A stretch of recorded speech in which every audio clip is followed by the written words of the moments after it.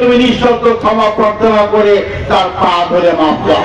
গফুর সাহেব খুব ভালো মানুষ, হ্যান ত্যান বলেছে বলতে গফুর সাহেবের যোগ্যতা শুধু প্রাইমারি স্কুল পর্যন্ত, অর্থাৎ এই স্থানীয় সরকার ইউনিয়ন পরিষদ উপজেলা এর উপর ওনার যোগ্যতা নাই। তুই যোগ্যতা দেওয়া কে? কি পার্লামেন্টের যোগ্যতা রাখি সেটা তুই বড় বড় কথা বলিস? তুই কোন স্কুলের লেখাপড়া করেছিস? তোর যদি যোগ্যতায় থাকতো তুই ইউনুসের দয় 8 সালে ইলেকশন করার পুরস্কার হিসাবে ইউনুসের সুপারিশে ভেড়ামারা আদর্শ কলেজের গভর্নিং বডি সভাপতি হয়েছে। তারপর সরকার নির্দেশনা দেয় গ্রাজুয়েট ছাড়া গভর্নিং বডি সভাপতি থাকতে পারবে না। যখন ইংলিশে একটু বলা হলো তোর বিএ পাশে সার্টিফিকেট দাও, ওনার ক্ষমতা হয়নি বিএ পাশে। উনি বিএ পাশে সার্টিফিকেট দেখাতে না পারার কারণে ওনাকে জাতীয় বিশ্ববিদ্যালয় থেকে বহিষ্কার করা হয়, অপসারণ করা হয় বক্তা। এই তো যোগ্যতা। আর সেই লোক যদি গফুর সাহেবের শিক্ষাগত যোগ্যতা নিয়ে প্রশ্ন করে, এটা কোনদিন কাম্য হতে পারে না। রাজনীতি করতে পারে যে আমাকে বিয়ে পাশে বছর এমন কথা না। শিক্ষাগত যোগ্যতা জিনিস আর সত্যিকার শিক্ষা জিনিস। তুমি যে ইন্টারমিডিয়েট পাস হওয়ার যাই হও, তোমার মধ্যে শিক্ষা নেই। তাই তুলে আমাদের নেত্রী সম্পর্কে যে আপত্তিকর জঘন্য করছে মিথ্যা বক্তব্য রেখেছে, আমরা এই সভাটির আহ্বান জানাবো, অবিলম্বে তুমি নিঃশব্দ ক্ষমা প্রার্থনা করে তার পা ধরে মাপ দাও। আমাদের নেত্রী সেলিমা রহমানের নাম উল্লেখ করে যে অপরাধটা তুমি করেছো, তুমি নিঃশব্দ ক্ষমা প্রার্থনা করো, না হলে তোমার রেহাই নাই, রেহাই নাই, রেহাই।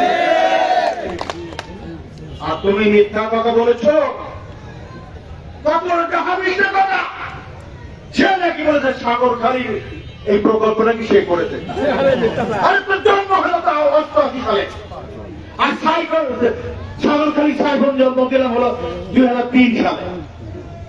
ও তো জন্ম হয়নি তখন, কোথায় 1988 সাল, আর এখানে হলো 2003 সাল।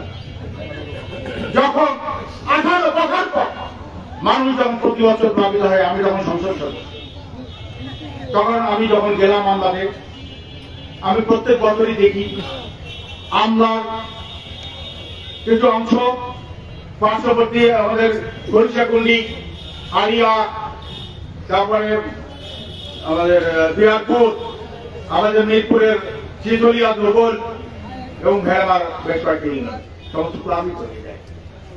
তখন বিষয়টা নিয়ে আমি মাননীয় প্রধানমন্ত্রী দেশ নেত্রী বেগম খালেদা জিয়ার কাছে আবেদন জানাই। তার নির্দেশনায় পরবর্তীকালে একনেক থেকে সেটা উন্নত হয়। পানি উন্নয়ন অনেক ঘাপলা করছিল, সেখানেও আমি ব্যক্তিগত তদবির টাকার করে ম্যাডামের নির্দেশে সেই প্রকল্প চালু হয় এবং ম্যাডাম সেটা 2006 সালে সেই প্রকল্পটা শুভ উদ্বোধন ঘোষণা। আপনাদের জানা আছে আর মিথ্যাচার করেছে এই সাগরখালী প্রকল্পটাকে ওর জন্ম, তখন জন্মই হয়নি। তখন তুই পার্লামেন্টে একটা বক্তৃতা দিলি, এক বক্তৃতার জন্য প্রকল্প বাস্তবায়ন হয়। আর শহীদুল ইসলাম 96 সাল থেকে 2006 সাল পর্যন্ত প্রতিদিন অসংখ্য বক্তব্য দিত। তোর থেকে কত হাজার বক্তব্য দিয়েছে। আপনি এত যোগ্যতা সম্পন্ন লোকের বড় বড় কথা বলছেন। আজকে তাই উন্নয়নের কথা, মেদিনীপুর ভেড়ামারার সত্যিকারের উন্নয়ন বলতে যা বোঝায়, প্রত্যেকটা রাস্তা হয়েছে শহীদুল ইসলামের হাত দিয়ে। এই আমলার সাথে যোগাযোগ, রোডসান হাইটের 2টা রাস্তা, কাতলাবাড়ির থেকে হাট বোয়ালিয়া, আলমডাঙ্গা হাট বোয়ালিয়া পর্যন্ত, এটা কি আমার হাত দিয়ে? ওই যে সদরপুর আমতলা থেকে শুরু করে